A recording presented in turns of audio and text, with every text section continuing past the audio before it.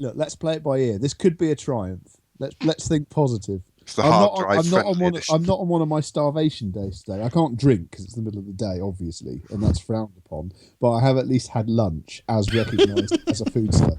So I'm in much better condition than I normally am. The unplanned edition. Rather than the unplugged edition. Well, the unplugged might be better. Yeah. Take your headphones out now, listener. Join us again in an hour.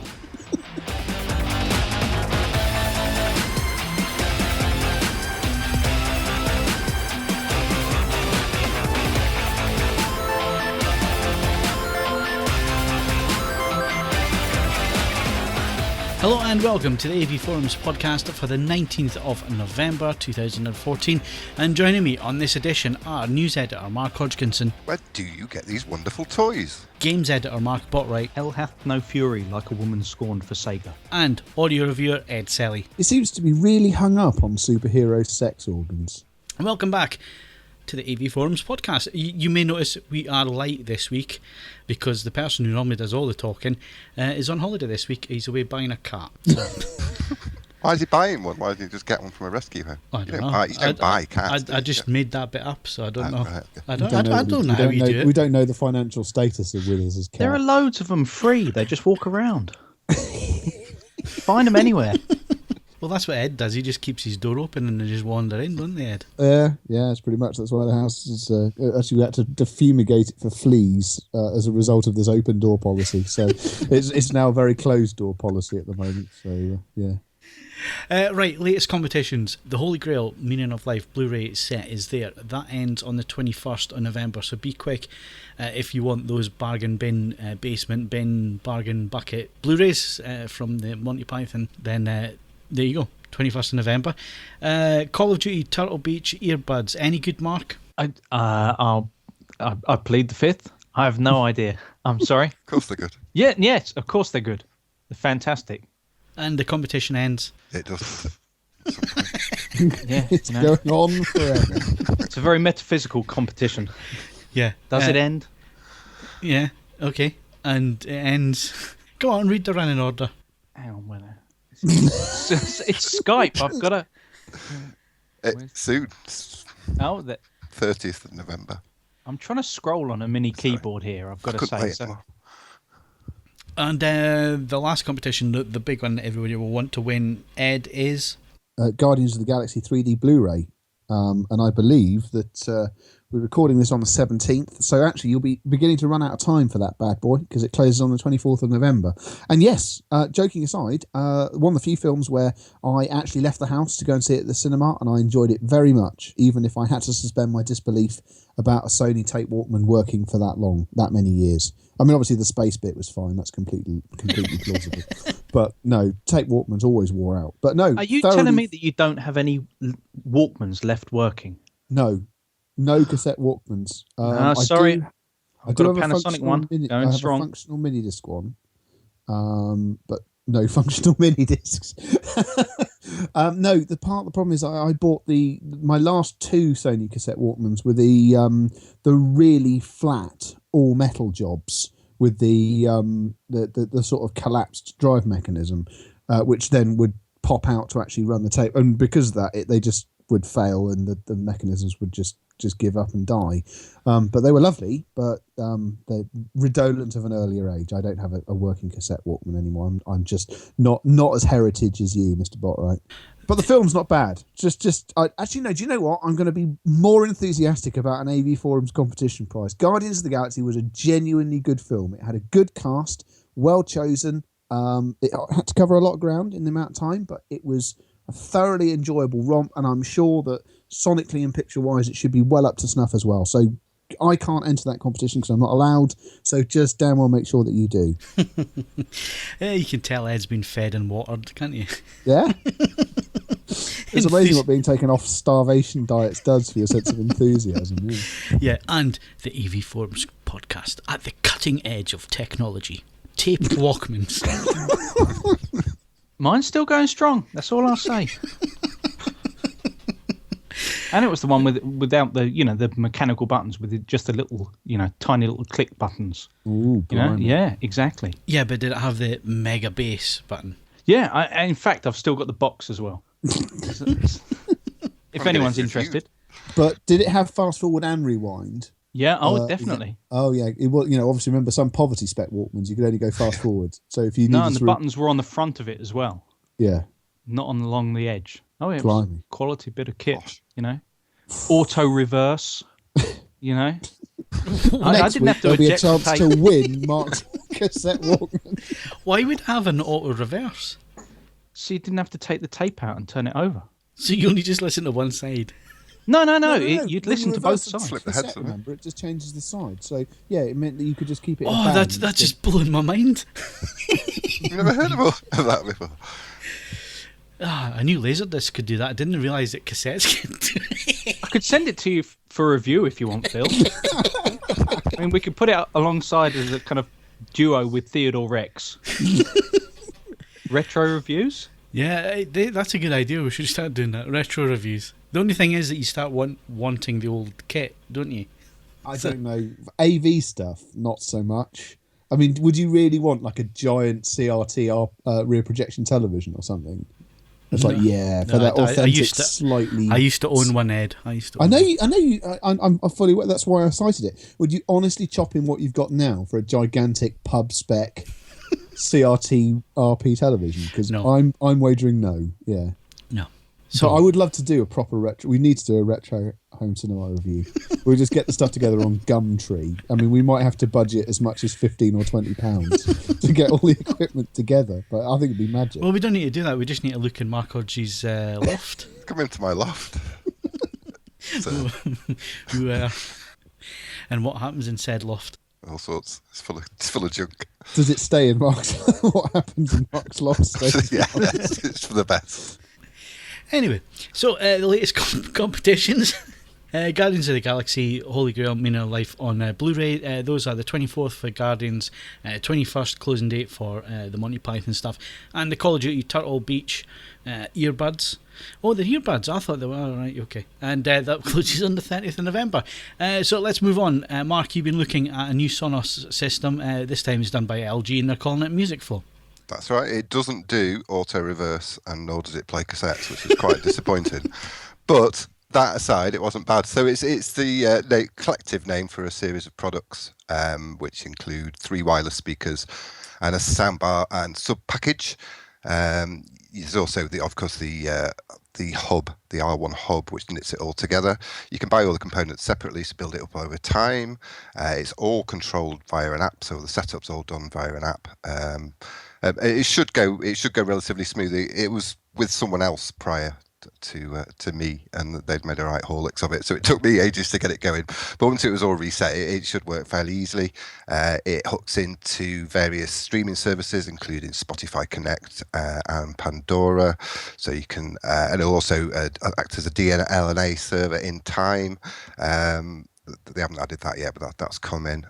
It'll play all your music locally from your device. This sounds really quite good. I had the Samsung comparable system in, and I would say the LG trumps it in sound quality terms for pretty much the same price. And you can hook up the speaker bar and sub with rear surrounds, using the wireless speakers as rear surrounds for a home theatre setup, and it all works pretty nicely, to be honest. It's a good system. I'm not sure you can buy the components individually, but I'm not sure whether most of them sort of stand up as standalone products. You want to be buying them with doing the multi-room system in mind. Otherwise, you could probably get a better soundbar, for example, for the money they're asking. But all in all, it's a nifty little thing. Is it easy to set up? You said somebody before you'd made a right haulix of it. Yeah, it had been with a certain TV show that specialises in gadgets, and they hadn't reset it all, so it didn't come out as it would out of the box to me. It was in a semi-set-up state, so it required lots of rebooting and resetting of everything to get it all going. But I went through it a second time after it was all reset, and it all went very smoothly. So the only thing that I couldn't get working was the large wireless speaker refused to join the surround sound setup for some reason I'm not sure of. But other than that, it all went as expected. most people listen to this podcast, I would assume, wouldn't have any problem with it. Oh, you should never assume. No, and I've met a few actually, so maybe I'll take that back. Right, okay. Right, so it's nice and easy to set up. What was the price for this Music Flow system? So yeah, ranging from 149 for the smallest wireless speaker, which is the H3, up to 349 for the H7, and the soundbar is 500 quid, and the R1 bridge is 50 quid. But Okay. of course, there's lots of package deals available from major electrical retailers where you can sort of buy a system and knock 200 quid off it, as it were. So you could probably get a 3-room system for around 700 quid, something like that. And what is the price of the competing systems? Is it around about the same price? Very, very similar. Obviously, by no accident. In fact, I think they're identically priced to the Samsungs. Okay, so why would somebody buy an LG Music Flow rather than a Sonos? I don't know. Compelling. There are one or two. Having had a very quick look at the review, it does at the moment Sonos's greatest strength is also potentially its biggest weakness, in so much as the way that Sonos functions with its separate bridge. It forms its own mesh network. It means if you've got lots and lots of material, it's not ideal. It means it puts limits on tracks, and so on and so forth. Theoretically, looking at this LG thing, at the very least, it can sort of share the same library as other UPnP devices and play nice along with them. So you can use the LG equipment as your multi-room exercise, but it's still basically making full use of the same material that you could be using on your main AV system or 2-channel system. But to be honest, I've not used Sonos, so I can only directly compare it to Samsung. So it's a bit tricky for me, that direct comparison. As I have used Sonos. It is a peerlessly well worked out product, but I think they're going to have to make a couple of little tweaks to it in the not too distant future to stay at the top of their tree, so to speak.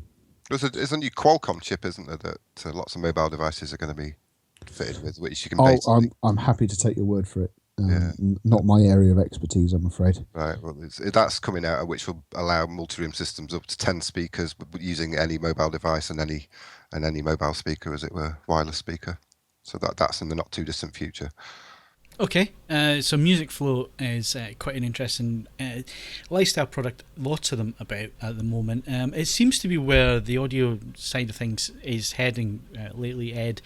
How do you see the market at the minute? Is it a downside that people are heading for these sort of Music Flow systems, or do you see it as a plus point? I think that people taking any interest at all is a plus point. In an ideal world, I'd love them to be, diligently choosing separates and the rest of it. But that's a pipe dream. These things are capable of a more than reasonable sound.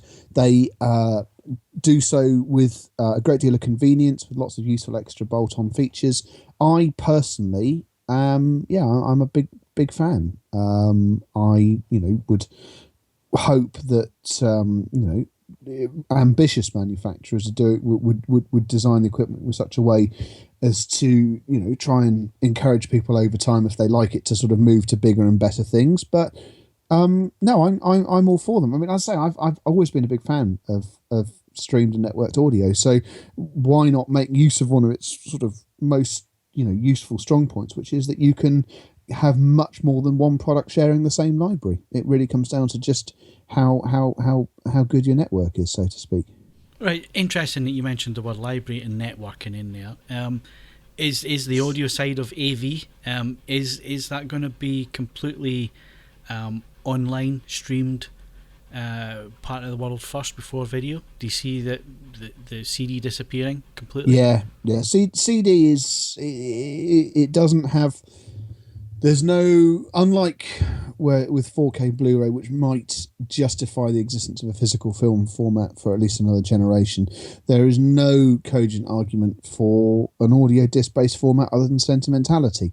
And vinyl's got the sentimentality bit going, so CD is screwed. To the extent, hopefully by the time this podcast goes up, my review of the Tidal service will be online as well. And you can And just incidentally, I need to point out that that's not me wish fulfilling. Hopefully, I'll have written it by that stage. It's written, it's done. We're just administrationally working out where to put it. I just want to, celebrate this rare and beautiful moment. Yes, good, because we have to make a note of the date, don't we? Yeah.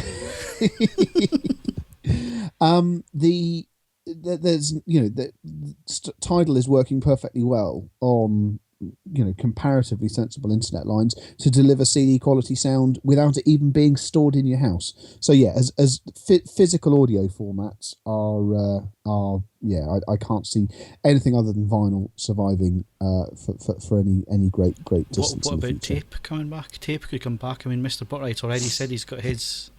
Now, actually, if you look at certain more hipster-friendly bands, they have a habit of releasing EPs on cassette, but that does appear to be just for the novelty factor of them being on a cassette. They don't actually get played. That's just a bit of weirdness. Cassette, that's not old school. You want reel to reel. That's old school. No, actually, reel to reel. That is bizarrely a format which is staging a limited comeback. It is. Don't get me wrong. Reel to reel is capable of amazing sonic results if you throw thousands and thousands of pounds at the problem. But there's a website called The Tape Project where various recordings are being done as ultra high quality reel to reels. I don't doubt they sound fantastic. I think that the £100 to £150 asking price per album is probably enough to put most people off, if I'm honest. And you're telling me that you're not involved with this at the minute? I'm not involved with this. I've got enough stupid pastimes. I don't need to do reel to reel as well. Mr. Botwright, are you interested? No. You're going to stick with your Maxwell tapes then? No, I said that I had a Walkman. I didn't say I used it. Oh, sorry. I thought you meant you used it all the time. I thought it was how you lived your life these days. No. That's stored away for posterity. That I want to see how long it can last. No, that's just something lying about the place. But there was something nice about an item of machinery that you could fix with a pencil. That you would get that horrible sound of garbled, it's something getting chewed, and you knew that your tape was dead. Yeah. But then one pencil later, and you were absolutely fine. I don't know if you're the same generation, though, but as soon as I think about cassette tapes, I think about, late primary school, probably all the way through high school, the mixtape. That was how you lived your life back in the 80s and early 90s. I think recording off the radio and trying to pause it to cut out, like I was a master at that. I just had quality sensibilities that radio was never able to deliver. Do you want to know something if you want to know something catastrophically sad, one of the schools I attended, someone had written an Excel formula for Windows 3 or 3.1 or whatever, and it could calculate, it added minutes and seconds, so you could work out what order to put tracks in to fill a mixtape perfectly, because you could put the time codes in and see what it came to cumulatively, it was brilliant. It meant that you had perfect fit mixtapes, but it's quite sad, I suppose. Yeah, because the mixtape's about what comes next, not about how long something is. Well, you don't want that awkward. You either don't want to clip a great song before it's over, or you don't want an awkward gap at the end. The thinking is that's the lottery of it all. One day you will make that perfect mixtape that gets all the way to the end. By accident. All my mixtapes were perfect. Thank you very much. No, I'm sorry. I had MC Hammer's You Can't Touch This recorded off Radio 1 and I didn't pay a penny for it. Home taping is killing music, Botwright. Remember that. Piracy was innocent in those days. It had a better logo, that's for certain. Yeah, I was happy there. I mean, the amount of money I probably spent on Commodore 64 blank tapes, but that's another thing. It was a more innocent time, not like these modern kids and their piracy. You keep telling yourself, buddy. Ruining the world, funding terrorism is what they're doing. I wasn't doing that with my Maxells. Or your Betamax. Those were the days. Right. Let's move back to the future. And Mark, you've been looking at two streaming TV services, one from Amazon and one from a mobile phone operator. Yeah, they're entirely different things, though. We should probably stress that. The EETV box, which is, think of it as a Freeview recorder with its own ecosystem and operating system on top. It's heavily centered on the use of mobile devices, so the interface kind of resembles it's a tiled interface with that you can scroll along with using your tablet or your phone and then chuck to the TV, or you can just use the remote.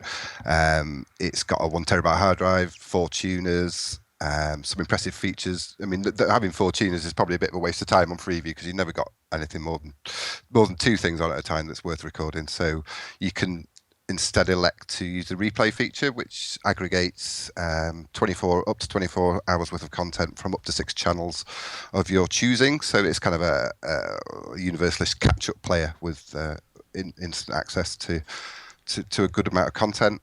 It's got some video streaming apps. It's lacking in that department, to be honest, at the moment. It's only got iPlayer and Demand 5 of the major catch-up players.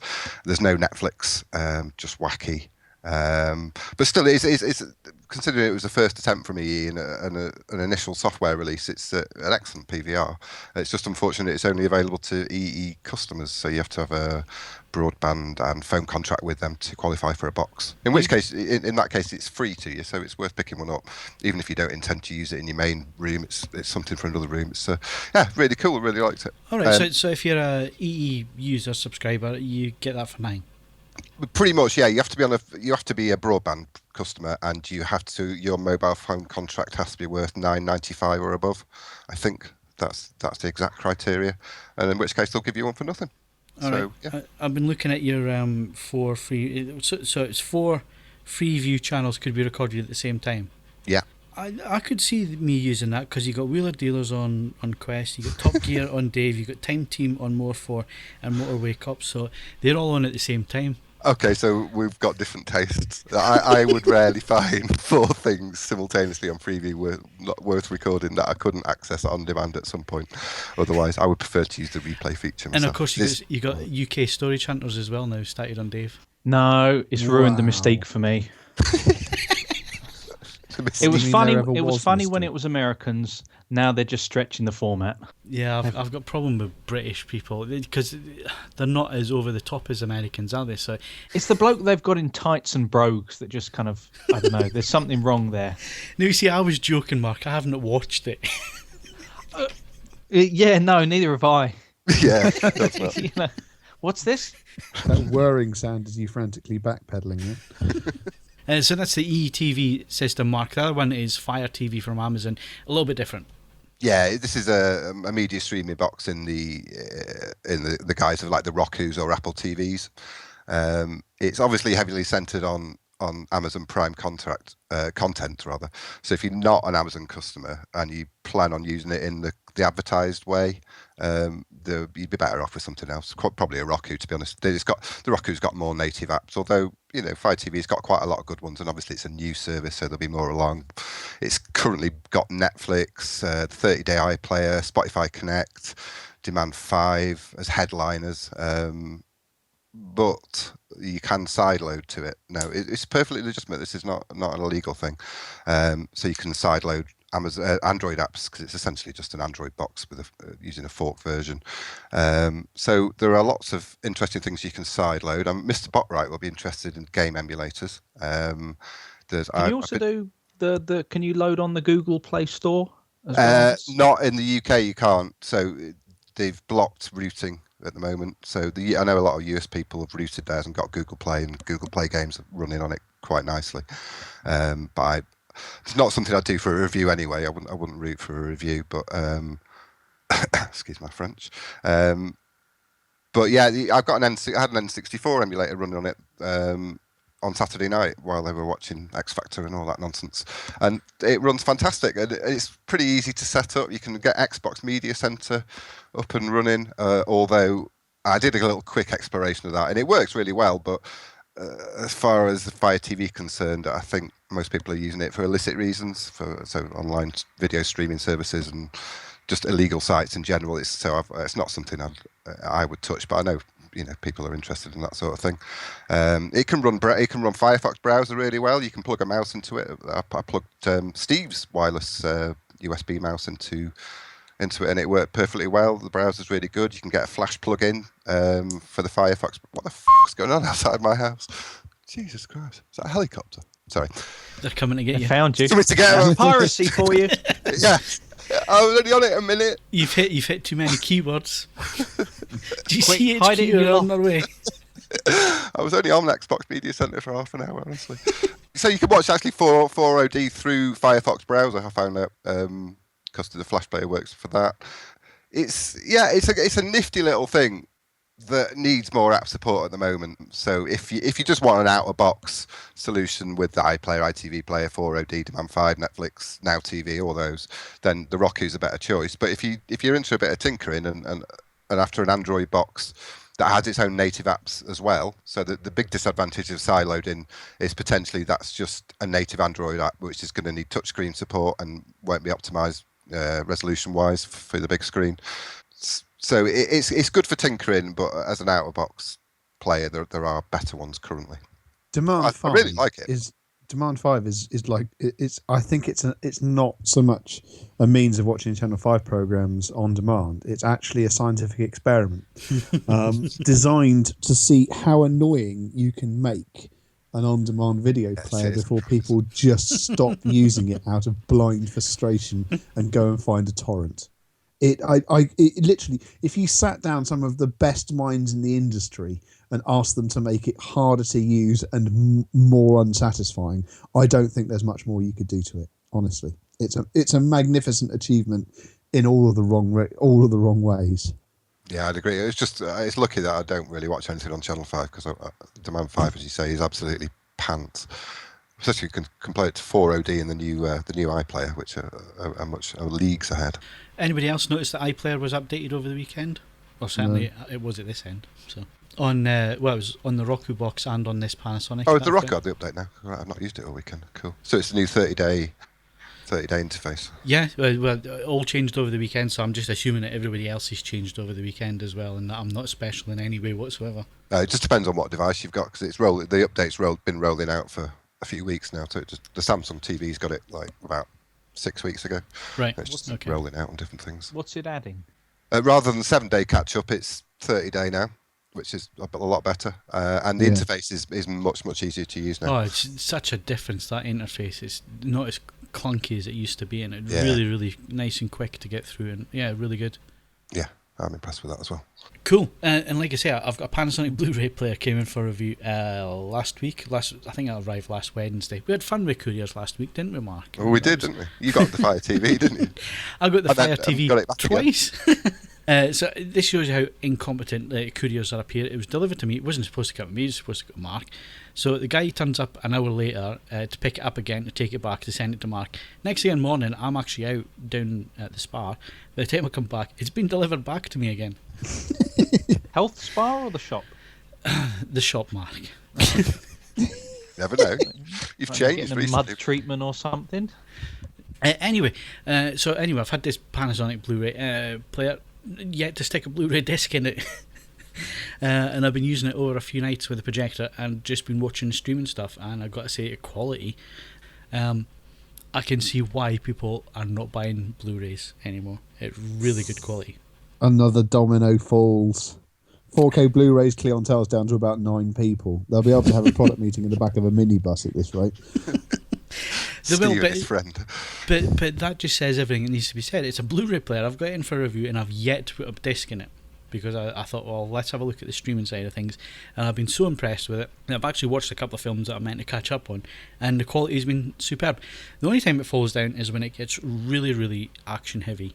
That's when it starts to fall down. You start to see compression kick in. But other than that, on a 10-foot screen, can't fault it. It should be interesting when the HEVC becomes a bit more commonplace as well. So the compression will improve. So it's just gonna get better, isn't it? Yeah. Yeah, so I know we've been joking in the past, Ed, about physical formats and all the rest of it, and Steve's a bit of a relic because he's still buying Blu-rays. Steve is going to be a bit of a relic if he keeps buying Blu-rays, because I don't see why people would buy physical format anymore. So if you're that way inclined listener and you think we've got it all wrong and that we're talking out of our Well, more than usual anyway, yeah. Yeah, more than usual that we're talking out of our arse. Then tell us in the comment section. Tell us that we're being stupid. But And we'll have you banned. Do we only have one collective arse there? You sound a bit wrong. Yeah, we're like that lady in the New American Horror Story. We're the AVForums centipede. Bagsy the front. South Park in my head now. South Park human sent iPad. Please forgive me. Sorry, that's just right. Where were we? If you believe that, I mean, let's say we were saying, I'm fairly convinced that physical media music is going to become a very specialised undertaking, and I think that with the conclusion that we're rapidly stumbling to here is that film is going to be much the same. I don't think there's going to be a significant difference. Is it going the same way for games, Mark? Is this where we're all heading now? We're going to have massive pipes to get our content. I'm sorry, massive pipe. We've been talking out of our collective arses, and we've now learned that it's we've got all massive pipes. I didn't mean that at all. May God have mercy on us all. Mark, answer the question.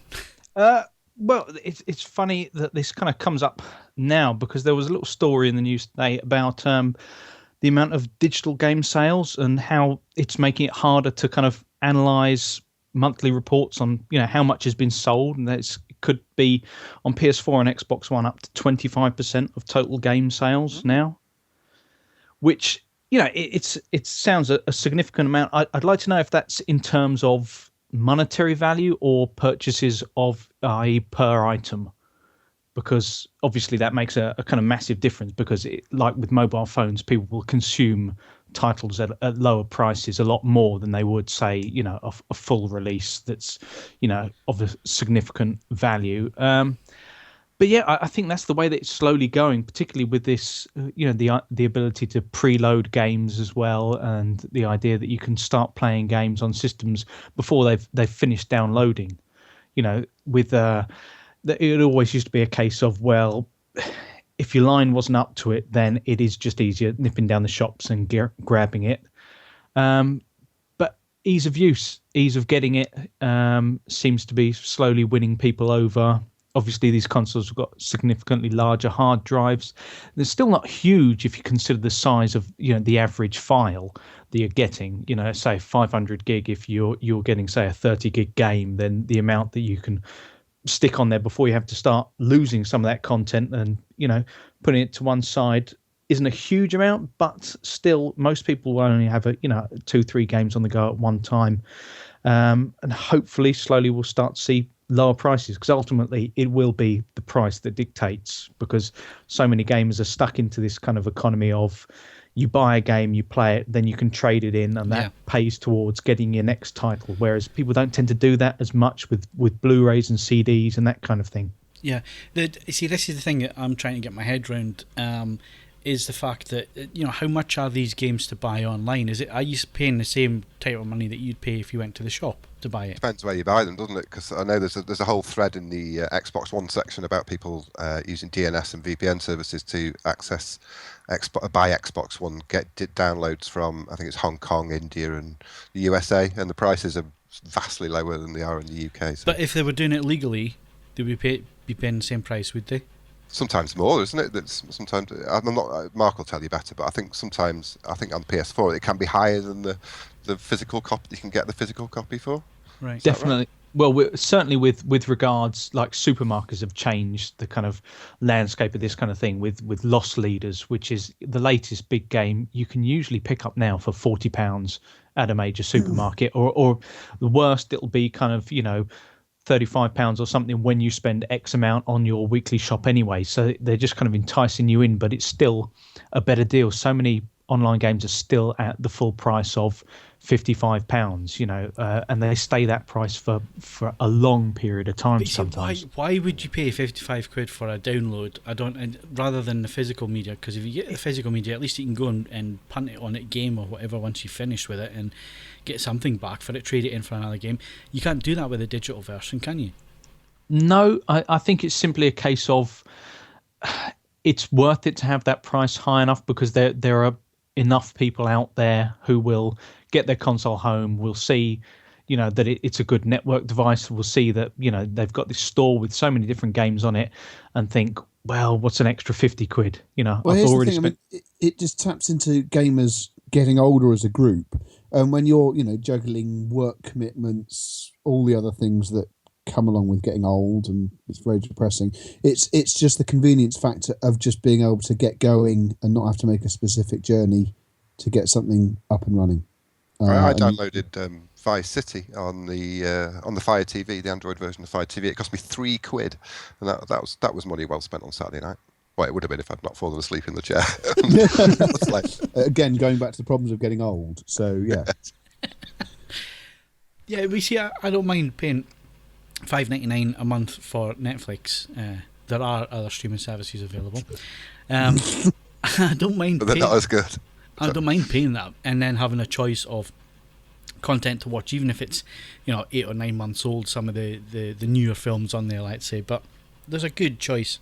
Problem I have is if they were wanting 20 quid or 15 quid or even a tenner for the latest movie like Sky Store or whatever they charge at the minute, I've kept well away from those services because for some reason it just doesn't feel like value for money to me. I'd rather go and get out the cheapy bin. I was going to say in Woolworths, it's just often I go shopping. I'd rather go and pick up the physical media for a tenner because then I own it and I have it. It's just this thing that where something's physical, I'd rather have it. I think it's as Ed said, it's obviously convenience. It's as games are kind of growing older and you've got a certain amount of disposable income. But I also think to a certain extent it's kind of tied into how well these consoles are connected to things like friends lists and the like, which is, you get in, you see that everyone's playing a particular game and you think, well, I'm not going to make another trip out. Perhaps it's Friday, you're not going out over the weekend or something, you want that now. And so therefore you're willing to pay that little bit extra. And so it's kind of tying into you playing the latest releases at a time when everyone else is playing them as well. Because so many of these games have the kind of online component and you want to kind of jump in when they're still new and, get on the crest of that wave. You don't really want to wait for them just to hit the bargain bins or wait for them to kind of drop in price online, because a lot of them just won't. Things like EA's Access service, there's a reason why they'll keep their games a higher price, because they want you to pay the subscription. Sorry, you mentioned a few things in there that completely baffled me. Friends list and going out at a weekend. You go out the weekend, you go out in your big blue car and take photos of windmills. I mean, admittedly, that's not the most social thing I've ever seen, but don't try and pretend that you don't go outside, because you do. I mean, for all I know, reluctantly, but you go outside. You've got to have attainable goals. Living the dream. Right, so wrapping all this up, so what we're saying is basically physical media, give it another 12 to 18 months and it'll be more or less a niche thing. Is that what we're saying? I don't have any reason to disagree with that at all. You'll all be buying vinyl with me because I'll have convinced you all to buy record players. But otherwise, no, we'll be downloading absolutely everything. Mr. Botwright, is games going to end up that way in 18 months or is it going to be a bit of a longer cycle? No, I think it'll be a longer cycle. You're getting kind of extra little services like things like Share Play and the like that are making it easier to kind of for people to play other games, but it still comes down to a certain extent it's convenience. People will pay money for what's online and what's there straight away, but unless those prices fall, the world of streaming, just TV shows and music, is so radically different at the moment. You've got places that are collecting kind of entire kind of catalogs of content that will keep you going for a long time. You don't have a similar service for games at the moment. The kind of closest thing that console gaming is getting is really EA Access, but that's just one publisher's small little kind of corner of the market. If you want to play a wide range of games, then you're paying a significant amount more than you probably pay for Blu-rays, for CDs, for vinyl and the like. And for that, you need that kind of ecosystem of being able to trade them in. Okay, and Mark, do you think that Withers is going to be a niche? Withers already is a niche. Do you think that there's going to be very few people buying Blu-rays and DVDs? Yeah, well, although I believe sales are still quite healthy. Isn't that right? Last time I heard, which was probably sometime last year, the sales were still reasonably healthy. But you got to think that all these streaming services are going to eat away into that and kill it eventually. And like I say, I've had this Panasonic Blu-ray player and I've yet to put a Blu-ray in it. That just kind of says quite a bit about, and I am so fussy about image quality.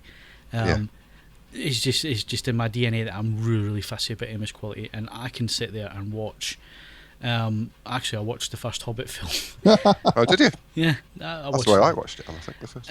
But on a 10-foot scope screen through a JVC projector, it looked really, really good. And I think, unless you are like us and can tell, have a really good eye for Blu-ray against DVD and against streaming, I think if you set a reasonably enthusiastic person in front of that image, they would be hard pushed to tell. I think there the is Super one I think about it. Sorry, there is one caveat to films which may or may not make a difference, and I didn't bring this up in the title review, but I think it is worth pointing out. Music is ahead of video in so much as the on-demand services, when something is added, short of there being a licensing issue, like this Taylor Swift business with Spotify that's going on at the moment, it's there forever. The libraries are just augmented. They don't churn content. At the moment, you couldn't rely on Netflix because it does update and change. Or other streaming services. Other streaming services. They don't seem to just continue adding and adding and adding. Yeah, they do take stuff away. There was the big thing with Now TV a couple of weeks ago, wasn't there, Mark, where you had, I think it was like 10 days to watch all of the Game of Thrones. Is that right? It was Boardwalk Empire. Empire. I was watching Boardwalk Empire Against the Clock. In fact, it was worse than I thought because I had Series 5 as well, so I had to do something like 13 episodes in 6 days, which was quite rewarding, as it turned out. I really enjoyed it. But yeah, Now TV. Do you just see Steve Buscemi every time you close your eyes? Yeah, I did for that one. Yeah, which is no bad thing. I love Steve. But yeah, Now TV in particular is terrible for that. They don't keep things on very long, presumably because of their licensing deal with HBO. But there is always that. But then if you look at things like Google Play or the Sky Store or Virgin Movies, then you can buy that content, can't you, and sort of watch it as long as you've got a capable device wherever you are. Yeah. Google Play is not going to go bump anytime soon, or Sky is not going to go bump anytime soon. So if I was going to buy digital content, I would at least have faith buying it from there, knowing that I could access it on a multitude of devices wherever I am, really. Okay, yeah. Well, I think we've put the world to rights there when it comes to streaming, looking at new services from EE and Fire, and of course LG's Music Flow. That's been the hardware news. Coming up next is games.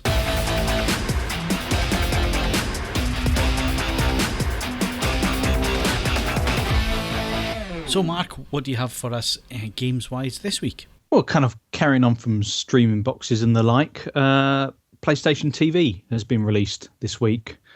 This was obviously originally dubbed the Vita TV. It's essentially a Vita micro console without a screen, allowing you to play Vita games as well as download the various PS1 and classic games from the PSN store. But it's one of the kind of main selling points for it for PS4 owners is its ability to stream games from the PlayStation 4. So it allows you to obviously play on another screen in your house. If the main TV is being monopolised by people watching X Factor or whatever, then you can carry on your game in a different room. Which sounds pretty cool, doesn't it? It does. Early kind of customer reaction to it. I always like with this kind of thing to kind of gauge, have a little look at things like Amazon reviews to see how many 5-star and 1-star reviews there are to kind of split along. And it largely seems to be either people not realizing that it was just going to be 720p, 1080i, and that there would obviously be some kind of downgrade in quality or problems setting up a stable network connection. There seems to be the variation in kind of how people get their kind of home network set up seems to be wildly different. Some people have said that it works better if it's just all kind of Ethernet cables. Others say it's actually better to go, from PS4 to say a home plug and then keep the PSTV as wireless. But the main issue is that people are just not looking at a setting which says that you don't want the PSTV to just try and connect directly to the PS4, which is something that the Vita has always done, which is it would look for playing remotely, i.e. using your Wi-Fi connection if you were far enough away from your PlayStation 4. But if you were just using it as a kind of secondary screen, if you were within range of your PS4, then it would just create a kind of ad hoc connection to that. Yeah, exactly. It was far more stable. I think it'll be a while before this becomes really an essential piece of kit, because the main thing waiting in the wings is Sony's PlayStation Now, what will probably be a subscription service or one-time rental fees for streaming other games. But at the moment, it's kind of something that's a nice little kind of tertiary device to add if you've got various other bits of kind of Sony kit, and particularly the PS4. Is it out now? Actually out to buy? Yeah. I think it was out 14th. So out now. So what apps does it come with in the UK? I think that's actually there are no kind of actual media streaming apps at the moment, which is quite poor. Opportunity, that. Yeah, and obviously it actually blocks it from the PS4 as well. So things like Blu-ray playback, I think, as well gets blocked. So you can't even kind of access a kind of stream of a stream, so to speak. Yeah, so at the moment it's limited. Nice bit of kit around the £100 mark, makes it a bit expensive for what it is.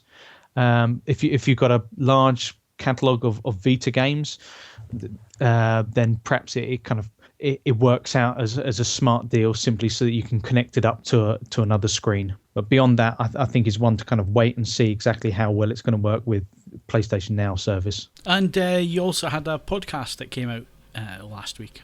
Yes, we did. I'm just going to the front page just to double check what we did actually speak about. I can't be playing Hotline Miami on my Vita and be paying attention.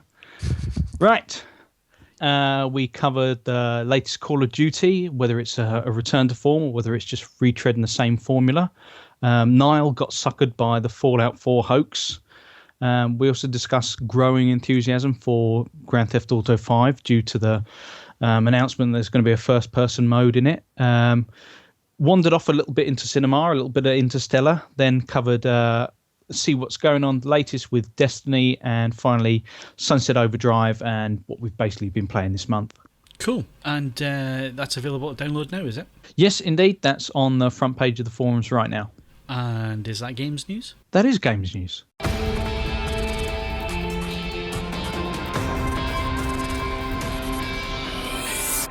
Right, so movie news, and normally at this moment in time we would ask Steve what's at the cinema, and then we'd all go and have a pee. Right, Blu-ray's released next week. Actually, some really quite good Blu-rays released next week. We've got Guardians of the Galaxy, which you can win. Don't forget, you can go and enter that competition, or you can buy it on Monday when it's released. Dawn of the Planet of the Apes, really looking forward to this one. Missed it at the cinema.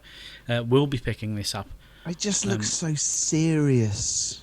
I just can't take these things seriously anymore. I don't want to do serious. I have to do enough serious in real life. Scowling monkeys is just not blowing my frock Okay, up. well, Ed, I've got the perfect one for you next week. Still Game Live. I don't know what that is. The two Scottish pensioners, the comedy.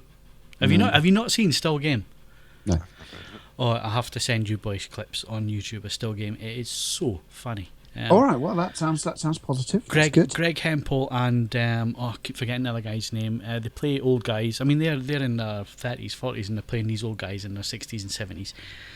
Basically, pensioners doing things naughty in Glasgow, and it's really, really quite funny.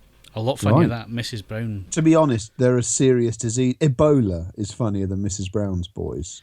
At the very least, you leak humorous bodily fluids for a period of time whilst you have Ebola. And for the Doctor Who nuts, the complete Series 8, that's Peter Capaldi's complete series, is out on Blu-ray next week as well. So that's a Blu-rays. Don't forget, you can win Gardens of the Galaxy. Alan Titchmarsh in space. Actually, that segues neatly onto the thread we were talking about, doesn't it? It does. Well, man, cured the galaxy.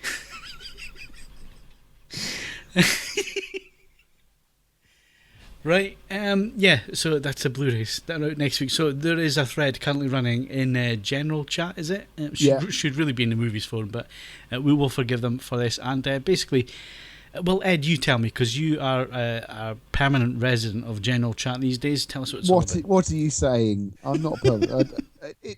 I spend more time there than anyone else, but actually I spend more time on the forums full stop than I think anyone else. But yeah, it arrived quite late last night. Poster Stephen Barnes, movies that you want but will never happen. And I don't know exactly what frame of mind that Mr. Barnes was looking for, because his initial suggestion is Godzilla versus Penfold, which I've got to be honest, I don't get that excited about that. But I respect his choices. I think we have to explain that we record this on a Monday afternoon, and this thread was posted at a weekend where people are drinking. 10:57 p.m. Yeah, that's a giveaway, isn't it? It's quite weird in so much as it's all over the place, because the very next suggestion from our own Mr. Hook, a reviewer and periodically appears on the podcast, a decent sequel to Aliens, which that's not very funny at all, but I do see his point. So I mean, obviously he's just suggesting that Alien versus Predator just wasn't cutting it. Weirdo. A proper War of the Worlds movie, not quite 100%. I mean, I can only assume you mean perhaps using the artwork that we've come to know and love from the Jeff Wayne album, and much more closer to the H.G. Wells tone of things. And then one that particularly pleased Phil, which was Jaws, the early years. I don't know how early. I mean, egg, or are they born from eggs? Yes, they're fish. Aren't they really? Well, they're not. I don't think that eggs feature. I know that there is one shot where it looks like a live birth because they hatch inside the mother, but they are nonetheless still all fish. And my suggestion was actually not in jest. I've got to be honest. I would love to see a live action version of Cowboy Bebop, the anime cartoon from the 90s, because I bloody love that, and I think it done correctly, done in the same sort of spirit of things as Guardians of the Galaxy. Cowboy Bebop would be bloody marvellous, and I'd actually go outside and I'd buy a ticket and I'd sit with people in the cinema and I wouldn't hate all of them much, and it would be good. So any other suggestions, or am I just monologuing now? I've got a funny feeling that Mr. Botwright has a classic that he really wants to have. I'm not even sure. Assassins driving Mitsubishi Shoguns. What are we talking about? Shogun Assassin? Weirdly enough, I suppose we probably are. You can't improve upon perfection. Well, you can. You can have assassins driving in Mitsubishi Shoguns. It's all a bit too Top Gear for me. I would like to see a William Shatner biopic, but perhaps a musical biopic, but in which Shatner is his present age, playing himself throughout the various ages of his life, doing spoken word songs at various interviews. Yes. Yes. Just he has to be there in the schoolboy camera. shorts at the start, and then he progressively gets older. Him sitting in the classroom, that kind of thing. Are you sure that's not happened? Or is that Possibly during one of his breaks. That sounds really familiar to me. I must have had a weird dream one day. That sounds like we could crowdfund this idea, could we not? I don't know how much does Shatner cost these days. Not much, I thought. I'd just like to see the reenactment of the interview when they told him that everyone else in Star Trek hated him. It sounds like that such a heartbreaking moment. To be honest, a biopic of Kelsey Grammer's life, that would be one of the most depressing films ever committed to solo. Well, no, you see, it basically is. It's a miracle the bloke is actually as comparatively normal as he is. If you read the Wikipedia entry on Kelsey Grammer, basically everyone he's ever loved or cared about is dead, and I'm not making that up for dramatic effect. It's pretty bleak. Did you mention the sequels? Which ones? Alien versus Islamic State. I was thinking more BMX Bandits 2, actually. What, with Nicole Kidman at her present age?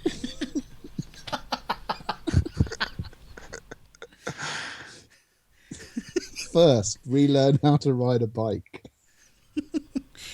I mean, Close Encounters, that's quite serious, actually. That might work. I mean, they all got in the spaceship at the end, didn't they? So it depends on the version that you saw, though, doesn't it? Because not all of the versions have the inside of the spaceship. It depends. No, but they still all got onto the spaceship, though. Yeah, I suppose that's not beyond doubt. So, 7? 8. Yeah.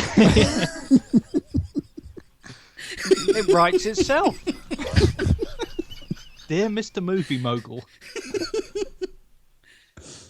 I was always thinking of that Harry Enfield sketch from years ago, Il Postino Pat.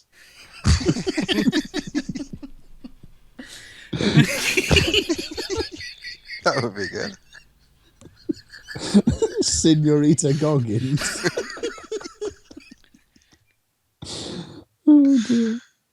I mean, the other thing is, it's just obviously you think of something stupid, and then just think of someone wildly inappropriate to do it as well. You know, when in doubt, get Michael Bay involved, especially if it's supposed to be a romantic comedy. I was going to suggest Bob Hoskins would make a good postman, Pat.